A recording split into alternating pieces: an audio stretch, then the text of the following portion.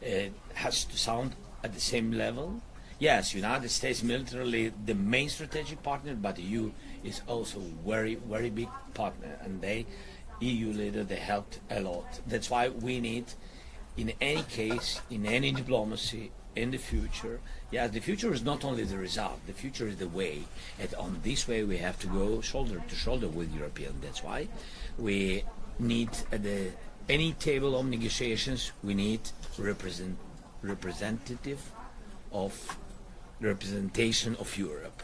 Yes, that's it. The US is abandoning Europe. We will see. The war is not in the United States and not in the EU, God bless, yes, but it's a pity. The war is in Ukraine. That's why Ukraine has, I think, that the leadership, in a case, who has to be at the table. And I think it's our position is the main in this case. Mr. President, some believe that this would be a Munich 2.0. This is where appeasement would start and a country would be sacrificed. Appeasement would be Russia, your country would be sacrificed in some way. Do you get a sense that this is Munich 2.0 or are you reassured? Повторення того Мюнхена і політики замирення.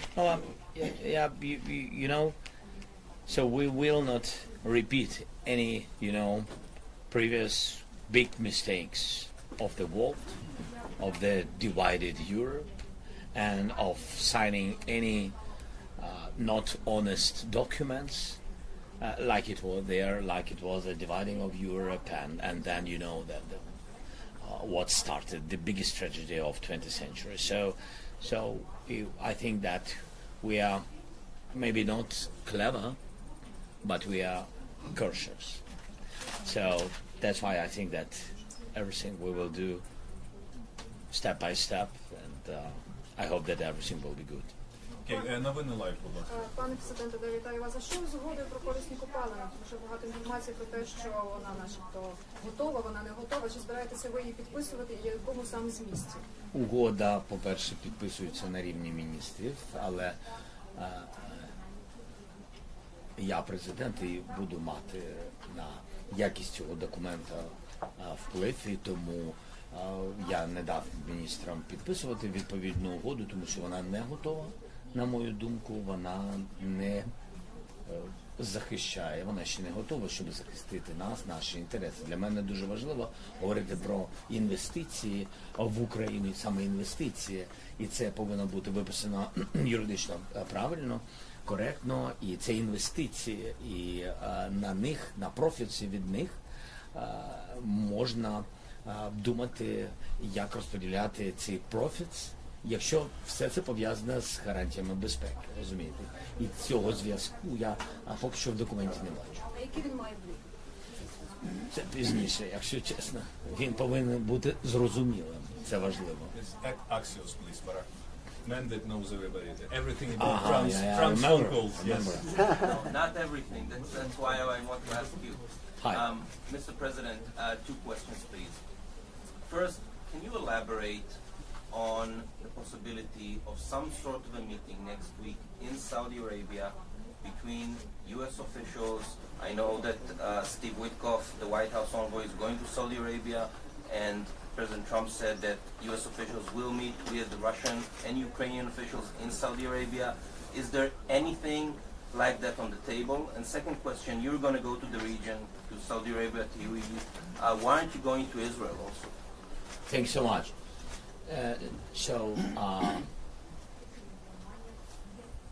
First, that maybe there is something at the table, but not on our table. So I didn't see any invitations, envoys, and etc. from Ukraine to meet with some other envoys. But anyway, envoy, this is that national. I mean, it's security advisor, and so we don't have any papers, any invitations, and it's something strange for me to speak in this case, in this format, if before we don't have any negotiation between us and our strategic partners. As I remember, Russia is not our strategic partner. And about, you asked about Israel, yeah? Yes. Why aren't you going to Israel as part of your trip to the region? No, our team's work, by the way, I have an invitation to go to Israel. I have a lot of invitations, by the way, and I'm very thankful. I'm very sorry because I really don't have time. You see that usually leaders, but we changed a little bit this practice. Yes, usually leaders, when they go somewhere with an official meeting, they go, it can be, 2-3 days, something like this. We changed it during the war because of the war, and so now we go without any, additional time for something, and that's why I usually have 1 day 2 visits or 1 day 1 visit, but I had sometimes 1 day 3 visits. Yeah, that's why I don't have now time, because I had a lot of time to spend time here. It's 2 days in Munich for me with pleasure, but I don't have time. That's why I will spend 2 more days for 2 or 3 days for 3 additional countries. I don't have now time. The Ukrainian media. Telegraph. Пане президенте, скажіть, будь ласка, європейські партнери наші збадьорились після холодного душу від Джей Ді Венса? І, зокрема, як вони сприйняли вашу пропозицію про наш 1,5 мільйонний контингент як гарантію, по суті, безпеки європейського регіону? Ми говоримо, по-перше, про армію, яка буде дійсно зможе по силам захищати від російського наступу. Це може бути 1 мільйон, це може бути 300, 1,5 мільйона. Ми говоримо про серйозні цифри. Це не 50, не 100, не 200 тисяч, не 250, не 300, чесно. І тому що та кількість воїнів, вона просто не зможе захистити нас від, якщо буде ймовірного, повторного наступу. Так? І тому всі це розуміють. Європейські лідери, скажімо так, пішли думати. Я думаю, що ми проведемо кілька консультацій, розуміючи, що тут питання, велике питання грошей, можливостей, і тому що це великі гроші. Це раз. Далі ви запитали, щодо холодного душу, я знаю, що європейці дійсно, знаєте, дійсно цей союз дуже важливий Європи і Сполучених Штатів Америки.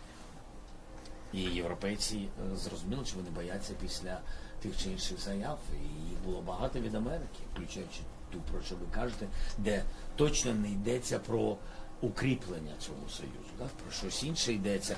Безумовно, це вибір Сполучених Штатів, і вони, команда, вона сьогодні зосереджена більш на внутрішніх питаннях, але я вважаю, що цей союз не можна втратити, виграє тільки Путін, Північна Корея, може ще хтось. Іран, до речі. NOS, I see the mic. Where is NOS?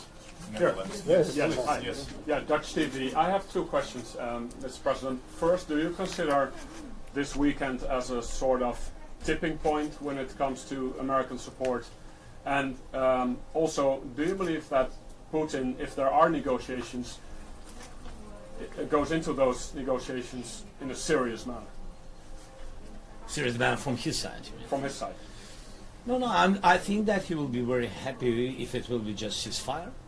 I mean, something light, something like some step, which is for him nothing like a pause. Okay, he can give the pause for the, to take off the block of political isolation of other countries, and because everything goes from the head, and the United States, be honest, the head, because it's huge power, political. Powerful capital, and Washington, and that's why I think for him is very important. I think so, and if the dialogue will be in such polite manner, which now demonstrate the United States to Russia, I think yes. So we are not very happy with it, to be honest, but this is life. So why would you sit on the table if Putin is not serious? Why they will? Why would you if you don't take him seriously? I think we have to ask first why others will sit with him. Yes, we need to stop the war, to make peace, and not to lose support. And it's important that if Putin is ready just for ceasefire, And if Trump is ready to push him to real peace, I think we can find some first steps of solution, first with the United States, of something first time in our history, real security guarantees. But if all the, all the sides, but first of all, America will be ready. I see now, I hear that Europeans, by the way, they, something changed in politics in the world. Yes, always Europeans have been skeptical, more skeptical than the United States. Now I see opposite things, because now I see that Europeans began to be more ready for some steps forward of support of Ukraine. I think they understand the dangers. During these 3 years, they at least understood who is Putin. And I think this is important. Yes, they are very close to the war, some of them, neighboring not only Russia, neighboring war in Ukraine, and they understand what will be if he will come. And they understood that he will come. This is very important. Begin not to speak if he will come. Really, some leaders began to understand that when he will come, and he will try just to try. What will be if I will? If I will go somewhere to NATO or some attack and etc. Just to try. What will NATO do? I think how they will answer. I think it's very dangerous, and that's why any negotiations with result, with a real peace, this good, but not quick, not because everybody wants tomorrow, and it doesn't matter what will be the day after tomorrow. The day after tomorrow, if there are not strong sanctions on Putin and strong pressure, understanding if he will come back, what will be? What unity of EU and United States will answer? Without it, very dangerous, just ceasefire. And the first question, does this week feel like a tipping point? My first one? Переломний момент, чи це переломний момент? Tipping point. For what? Does this week feel like a tipping point in terms of American support? I think you feel it also. I think it's important that everybody feel that this is a very special moment. And I think that we have now to support Europe very much, to my mind. Otherwise, we will have separate countries on this continent and weak. That is important, and I think that we did a lot of work. I don't say that it depends on us and on all of us. It depends on all of us. Yes, we have to work on it, and we have to work a lot to unite USA and Europe. I think more strongly. To my mind, maybe I don't know everything. Пане президент, за результатами цієї конференції наші американські союзники кажуть, що за останні дні вони просунулись набагато далі у мирному врегулюванні цього конфлікту, ніж за адміністрації Байдена. Як ви відчуваєте за результатами цієї конференції, наскільки ми просунулись? І швиденько друге питання щодо переговорів. Вони очевидно будуть. Чи ми маємо вже розуміння, хто буде в нашій переговорі? Дякую. Очевидно, що нам це потрібно, але очевидно, що вони будуть, такого очевидно поки що немає. Ну, в якійсь перспективі. А в перспективі обов'язково. Так, робити треба все, щоб закінчити війну і принести мир в Україну, справедливий, сталий мир, це важливо. Найважливіше сталий мир. Бо можемо порадіти тиждень, 2, місяць, 2, може 3 роки, може 5, а що після нас не буде життя? Буде життя, і тому не хочеться повернення війни. Куди ми просунулись? Дивіться, ми просунулись з точки зору, якщо ми подивимося, що було пару місяців тому. Я вважаю, що ми почали працювати з командою президента Трампа більше, набагато. У нас були зустрічі, у нас було сьогодні засідання сімки на рівні міністрів закордонних справ, був наш міністр, плюс сімка був міністр Рубіо. І так секретар, держсекретар, і були всі міністри сімки. Важливо, далі були зустрічі у голови офісу з Келлогом. Далі у нас, ну ви знаєте, віце-президент. Тобто ми просунулися з точки зору, що команди почали працювати. Є, ви знаєте, це важливо. Знаєте, як раніше було, чекпоінт. Да, це дуже важливо, що ми йдемо і йдемо. Трішечки просуваємось. А по переговорній групі про персоналію ми розуміємо, хто там буде, крім вас? Я не знаю. Ну, реально, ми ще про це не говорили. Це щось друкують в медіа, я побачив, що хтось каже, що буде в Саудівській Аравії зустріч на рівні. Да. Навіть наш прапор поставили. Не прапор, а? Пірати якісь, піратський прапор. Я не знаю, що це, чесно. Я думаю, що це... я думаю, що мені здається, всім потрібно звикнути, що не можна просто, знаєте, як сказати, завтра там і Україна там сидить. Як це раніше багато років було. Ми тут великі, ми вирішуємо, ми вам скажемо куди. Будете читати, прочитайте, де ми вас чекаємо. Ну так, напевно, це не серйозно, розумію. Так мені здається.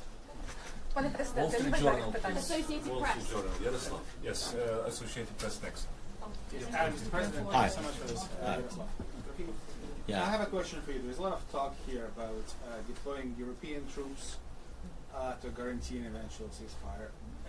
Do you think Europe has the capacity to provide security guarantees on its own, or is it impossible without an American commitment?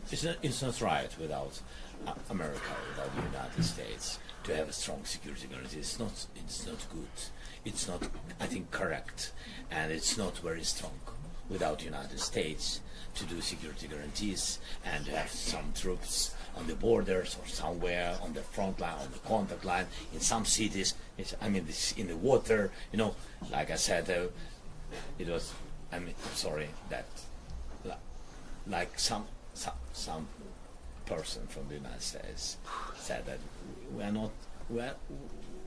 not sure that we are ready for boots on the ground. And I said, and what about ships on the water? Yeah, so who knows in what case it can be? Yes. So we have to work on it. But I think this is very important. If it's security guarantees and troops, it have to be from this unity, from the United States and the European partners, of course, who wants. But within the United States, I think it's weak, and it's not enough. We have understanding the number, I will not tell it if it's possible, the number of such troops. Because you said exactly very, very correctly that. Are they capable, to have without the United States enough troops? I think this is the answer. Yes, without the United States not, I think so. For today, but the life is changing, so for today. Okay? Ukrinform, then Associated Press, then DPA. Дякую. Конформ Ольга Панасичук. Сьогодні ви сказали, що над стосунками з Білим домом і відносинами ще треба працювати. Рідкоземельні метали ви вже згадали, в принципі, які ще ви бачите питання, мабуть, не проблеми. Чи піднімалися під час, все ж таки було багато зустрічей тут, в різних форматах вказано, чи піднімались питання активно виборів і зниження призовного віку до 18 років? Виборів ніхто не піднімає це питання, якщо чесно. Піднімає Путін. Іноді є голоси із Сполучених Штатів Америки, але на високому рівні ніхто не піднімає. Всі розуміють і наш закон, що це порушення закону, а найголовніше, що це можливості немає. Дуже складно. А ви розумієте чому, в принципі, ви розумієте чому. Ми розуміємо наслідки всього цього, чим все закінчиться, ми чітко розуміємо, і для чого це потрібно, і для кого. Що до призову, всі почали розуміти, що з'явився контракт. Мені здається, це було дуже правильний, вірний крок з нашого боку. Це такий, знаєте, правильний крок. як то кажуть, не бусифікація, так?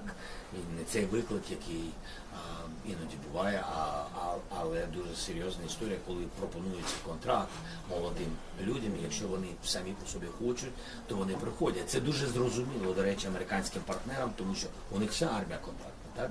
І це їм зрозуміло, що тут пропонується контракт. Хоча, я хотів би вам сказати, так як ми, цю війну ніхто не розуміє. І всі наводять приклади, ось наш там батько або дідусь, в залежності від віку людини, ми говоримо там з сенаторами, тощо говорять, ось тоді, коли була там мобілізація, молоді люди, 18 років, мені здається, по закону Сполучених Штатів 17,5 навіть, і щось таке можуть. І ось тоді молоді люди, і вони воювали, і вони йшли, і тощо. Ну, ви знаєте, що ця війна реально не людей, ну реально, ну я маю на увазі наших людей, це головне, але якщо чесно, перевага ж не тільки в людях, так, перевага передусім в тієї зброї, в технології, вже навіть ніхто не каже про там важку зброю, про перевагу в танках, всі говорять вже про дрони, зрозуміло, війна змінюється, і так само я їм сказав, так, є контракти на молодих людей, але давайте пожаліємо. Давайте трішечки подумаємо, давайте все-таки подумаємо, як технічно. І ми тут з вами говоримо про ATACMS, рахуємо їх на десятки, хочемо мати розмову про сотні тощо. Тобто такого дуже багато. Associated Press. Thank you. The talks ended yesterday without the announcement of a deal on minerals. Yeah. What is the sticking point and what did the US propose? Are they trying to push you into a scenario where you give up your minerals and did they offer any security guarantees? No, there are not very contradictory things about security guarantees in this document. That for me is very important, the connection between some kind of security guarantees and some kind of investment. And I think that's even if it's memorandum, after that it can be the document, very serious and etc. This is the first step. But even in memo, you have to understand what you will do. And I think that yesterday we understood each other. I was happy that we understood each other with, especially by the way, because we had big teams with everybody, and everybody knew yesterday how to sign the documents. But I think that's important that Vice President understood me, that if we want to sign something, we have to understand that it will work and it will be very positive for both nations and it will bring money and security. And I think it's very important. Otherwise, it's not a document, it's some political new things. You know how many papers, I don't know how many your country, but our country, we signed a lot of different papers. But I don't want to sign paper, I want document. What was the problem with what they presented? What was the issue with what the Americans showed you yesterday? It's not in our interest today, not in interest of sovereign Ukraine. I'm just a president, I'm a manager, and after my term there will be another manager. And these resources, this is not mine, of our people. And I'm a guarantor that these resources will have our children, with all partners, players, make profits, make business, is open for your companies, in some cases exclusive to your players. We are strategic partner, and that's why we trust Americans, American people, and some European countries who helped a lot. It's about it, but it's not mine. I'm not take, give. No, it's very serious things. Okay. Mr. President, since we are in Germany, do you think Germany has to take a bigger role in supporting Ukraine? Very big. Now that Trump is in office, do you think they have to take a bigger role? And do you hope to get the Taurus missiles when Friedrich Merz becomes Chancellor in Germany? I think this is about the sovereignty of Germany. Your big support, we are very thankful, doesn't depend on who is in office in Washington. And I think that's you was second after the United States, and we are very thankful, Germany, really, very big support. Maybe not very loud. There are some countries who are not on such high places of support, but they are very loud. Anyway, we are thankful for everything. But Germany really is not loud and never been very loud, but always was very pragmatic and very helpful. The second place of the nations. You know, dozens of billions. It was, I don't remember, 27, 28, something like this. Very big package during this war. Very great Irish air defense. And Patriots, of course, we are very thankful to the United States for Patriots, but we've got 3 systems from Germany. So I'm very thankful. But do you hope on Friedrich Merz now to get Taurus? Do you think? You know who will win? He will win. Yeah. So you know, we know each other very well. You know, with Merz. Yeah, he's a very good guy. Yes. And I had a meeting today with him and with Scholz. Which one was better?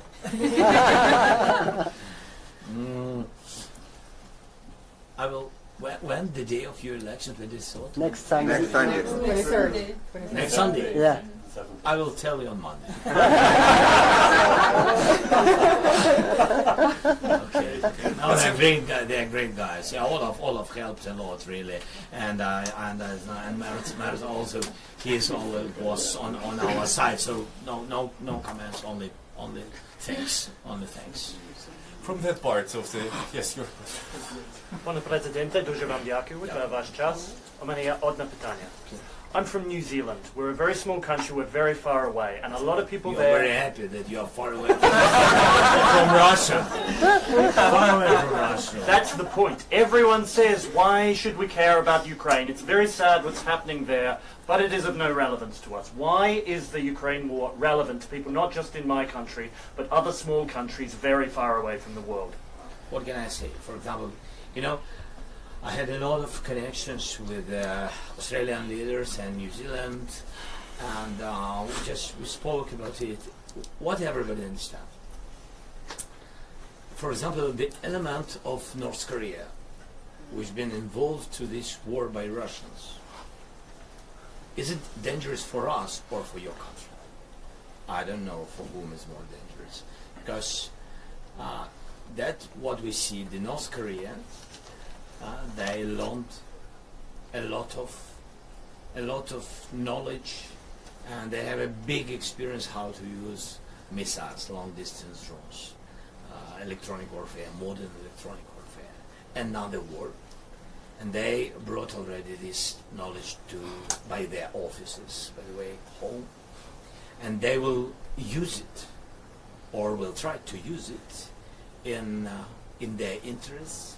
And I think also it can be in the region which is very close to you. And I think that really, yes, you can be happy because you don't have this big land war, because you are not neighbors with Russians and etc. But really the war doesn't have the distance. When you speak about missiles, when you speak with drones, it's about thousands of kilometers.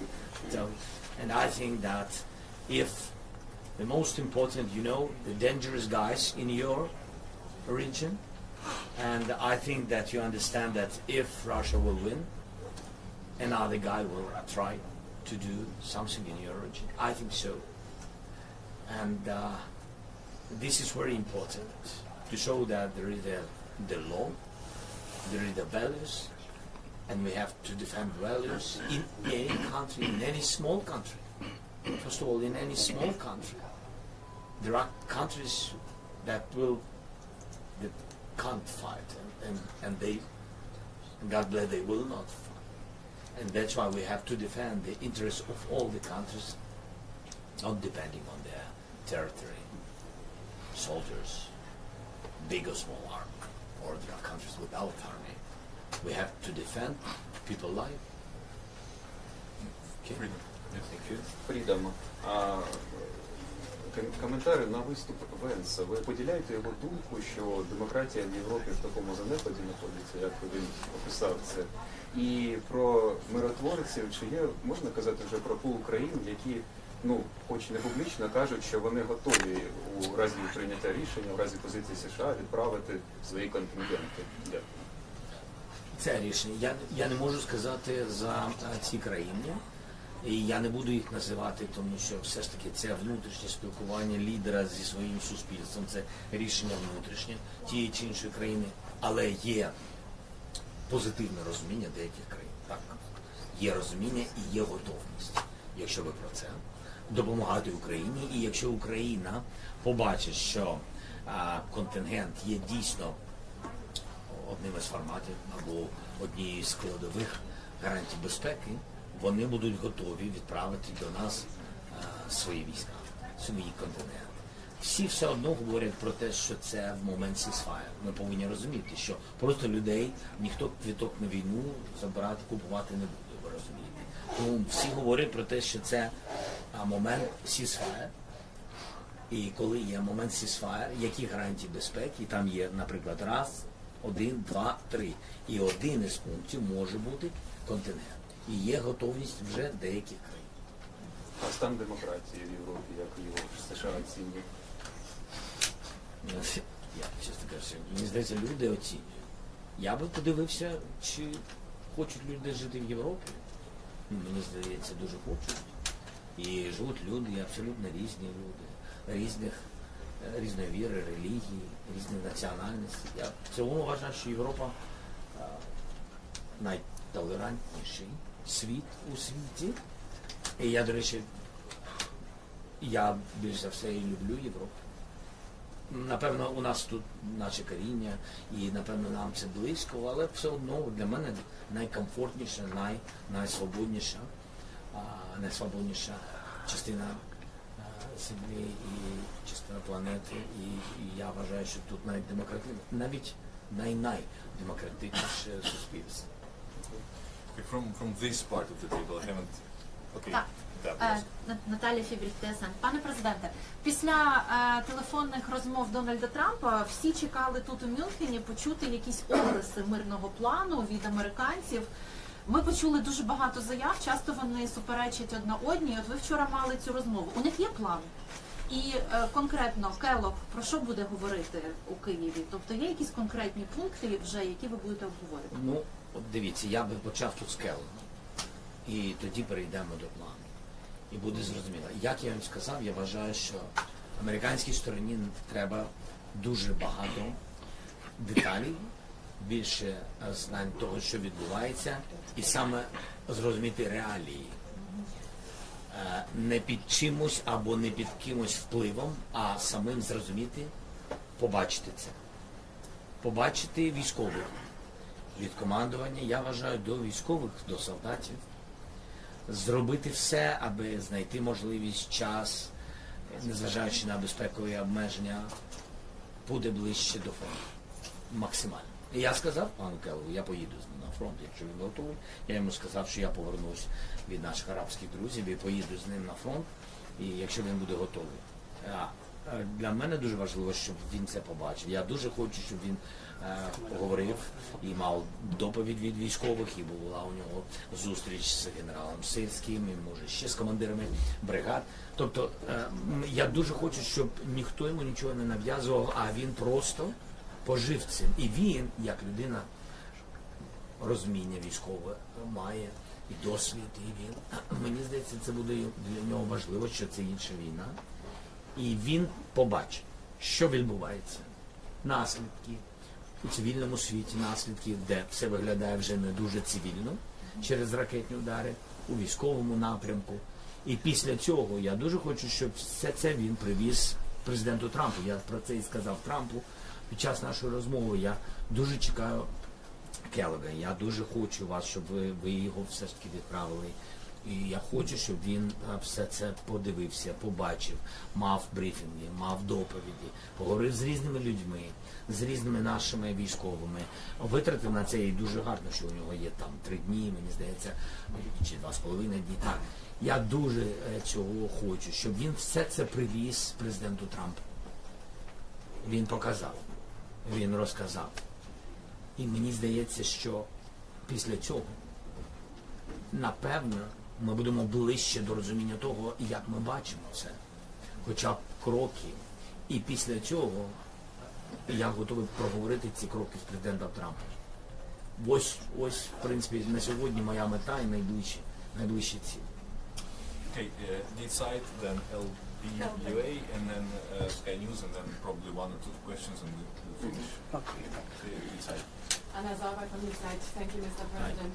From your conversations with the American delegation in the past days, do you have the impression that any of the points that PTEX has made are negotiable? That is, no NATO, no Europeans at the table, no American troops? And do you agree with his statement that regaining Ukraine's territory before 2014 is not a realistic option? A difficult question. All these points are not in our dreams, but we are people. We understand that all these points are very difficult, and we can't go through these points without challenging.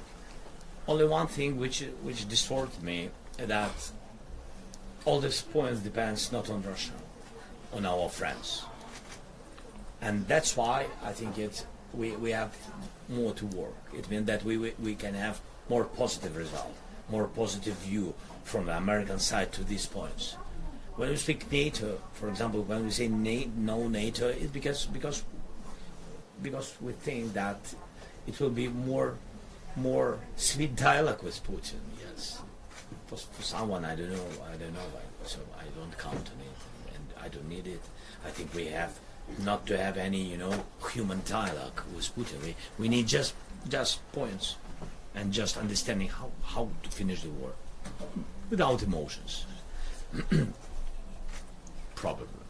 Okay. Yeah, so that's why I think this, but we need to understand what these points what will be the price of these points. As I said about NATO, the cheapest way, the quickest way, the cheapest, the more successful way to the ceasefire, which will work, really work, and which will give security guarantees, real security guarantees, and which will bring all of us to diplomacy quickly, because we understand what does it mean. NATO, Russia understand, United States. So everybody is in one boat, even with Russia, you understand.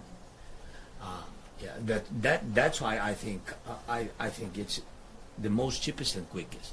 If really we understand that we want to finish this war as quick as possible, but alternative, as I said, alternative. Just look, what does it mean NATO? Number of troops, what security guarantees, training missions, money, and etc. Okay, if not this, the question is who will pay, and it is who will pay 1 million army. Approximately. Who will pay? Now we have 40 billion deficit, as I said, to all the partners. 40 billion deficit in our budget. 40 billion. Army 800 plus 800,000 our army. Where we'll have this money? Where we will get? Who will pay? and of course, if it's not NATO, then we go to air defense very quickly. The first my question will be, good. Let's begin not speak about boots on the ground, just where America can help quickly.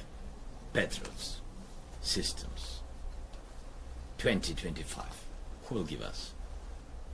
If during the war, if during 3 years we didn't get such huge number. So, yeah, that's all about the price of security guarantees. And when we speak about the Russian assets, and we have questions, but we have very quick answers. And we can say that North American money, good, give us 250 billions, which are here in Europe, frozen Russian assets. No answer.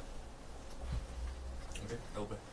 Пане президенте, ЛБ, два коротких запитання. В умовах, коли Білий Дім ввів санкції проти Міжнародного кримінального суду, чи буде Україна домагатися надалі притягнення до відповідальності Росії за вчинення воєнних злочинів? І друге, у своїй промові в кінці ви зазначили, що Росія навіть з Молдови частково вивела свої війська.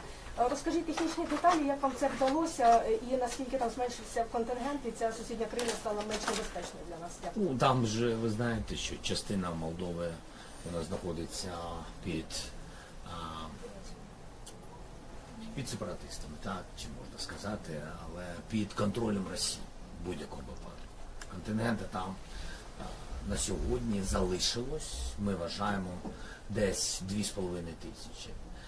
І якщо чесно, я вважаю, що русських залишилось 1,5 тисячі, на нашу думку. Тобто кілька тисяч вони вивели, під час війни вони ж всюди брали. А як Румунію виводили? Як виводили? А? Як вони виводили? А вони чому в Румунію? Ну а як? Україною виводили? Тобто з Молдови хтось заходив на територію України? А я не знаю, чесно. А звідки ви знаєте, що виводили тоді? Ну, у нас є точні дані, скільки там було і скільки залишилось. Там було десь, там було 5,5 чи 6 тисяч людей. Залишилось набагато менше, які сьогодні в більшості своїй вони охороняють ці склади зі зброєю. Якщо ви знаєте, колбасна, так, і вони охороняють ці склади, а частину вони забрали. Мені здається, тоді, напевно, вони через Кишинев, я думаю, літаками. Так? Вони ж користуються цим аеропортом, ну користувалися, принаймні. І по МКС прокоментуйте, будь ласка, воєнні злочини. Не можу поки що прокоментувати. В будь-якому випадку Україна буде робити все, щоб притягнути Росію до відповідальності в будь-якому випадку. Дякую. Дякую. And that will be probably the last question. Please. Thank you. Deborah Hayes from Sky News. You had a clear message today to European leaders about the need for an armed forces of Europe. What is the danger to this continent and the world if they don't listen to your warning and react? And in particular, can you talk to the people of Western Europe who've been lucky enough not to have to worry about war since the end of the Cold War and who have really forgotten that all-of-nation resilience that obviously in Ukraine you know so well? I hope that our dialogues with leaders, these speeches, and then meetings like the second part after speeches, yes, to make dialogue basing on very concrete details about EU army or about contingents or about increasing the brigades, not only in Ukraine. I spoke when I spoke about big army, I said that I'm speaking. It's not about our contingents on our territory. Not only about it. I'm speaking about first of all your brigades. We know the number of brigades. What you have, mostly in Europe. We understand what does it mean, and I think it's important for all of us, because you know it's very dangerous if Russia has 3 times bigger army than all Europe. So I think this is the answer that is dangerous, because minimum now, when Putin is such person who is ready for such, you know, such steps, and who is ready for occupation. That's why. So we not only speak about it. I think we made a lot of progress. I think from the very beginning of the war, leaders, after all my visits, all our dialogues, they understood that they increased production. Yeah, they wanted very much to help us with deficit of artillery or drones, a lot of systems, armed vehicles, a lot of things, but anyway, the production in Europe now 3-4 times bigger. Then I think what was important, because of the war, what was important that all Euro leaders, not only in the East, in all Europe, they began to check what is in your storages and what quality, and you know, a lot of things been destroyed. And that's really, nobody understood what are the conditions with the army, what really will work, and what is just staying, you know, 10, 20, 30, 40 years. So This is also very important, but it's not enough. Then I think that a lot of new technologies, and we brought really to our partners, and that really how it will work, and you will not. God bless you. Will not any words, but I think that anyway, if it will be some challenges, new drones, new sea drones, a lot of devices which can change human people on the battlefield, and I think it's also important. This is global security. This is real. By the way, this is real security, which works. But it's not enough to defend yourself if Russia will go to NATO countries. And what you asked more? Or it's enough? It was more just to speak to the ordinary people, because you said that the leaders are starting to understand. You said that you've noticed a difference in terms of their understanding of the threat from Russia. But it's like the people who choose the priorities in democracies. So what's your message to ordinary people that have forgotten what it's like to feel a threat as you feel in Ukraine? No, but look what's going on with us. And it will be in your countries if Ukraine will not stop Putin, and if these countries, Europeans, will not or will stop their support. Just look. So millions of people, migration, more than 8 million people lost their houses. They lost their husbands. Their husbands went to the front line. A lot of losses, human losses. Then destroyed houses. All you love, all life, what you loved before, now you will lose. Because this is the war. And of course now, especially Ukrainian people, I know there are some cases with Ukrainians who are abroad, that there are some cases, and some societies are not very happy that a lot of Ukrainians, but just sometimes just come and understand and look at them, and you can be on their place in a other country and think about it, what will be. So I think that Ukrainians saved Europe. Really, I think so. Maybe because I'm the president of Ukraine. I don't know, but I'm honest with you. Okay, thank you. Thank you. Goodbye. All the best. Thank you. Thank you so much. Thank you. Goodbye.